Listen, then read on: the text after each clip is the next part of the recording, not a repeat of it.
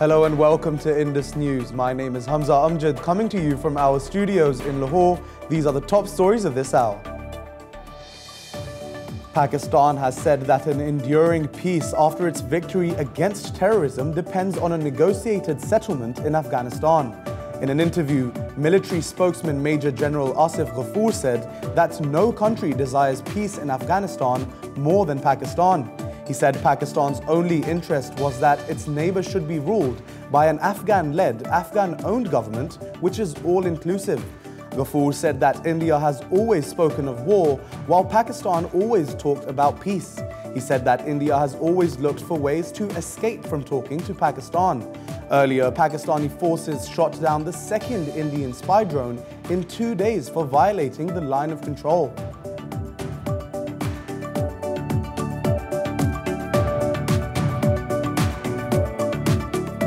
Meanwhile, 4 Kashmiri youths have been martyred and at least a dozen injured in clashes with Indian occupation forces. The civilians came under fire after confronting Indian forces during an operation against freedom fighters in southern Pulwama district. Indian occupation forces responded by firing pellets and tear gas at the Kashmiri protesters.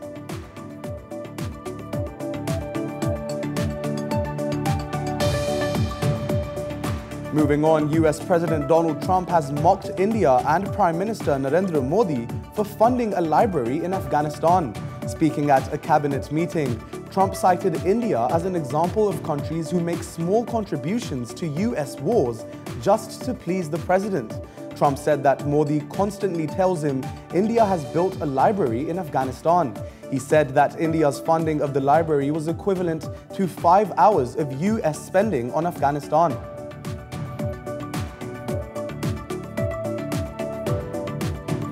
Next up, US President Donald Trump has said he wants to have a great relationship with Pakistan. Speaking in Washington, Trump said he would soon meet with Pakistan's recently elected government. Rather than US forces, Trump said that Pakistan, India and Russia should be fighting terrorism in Afghanistan.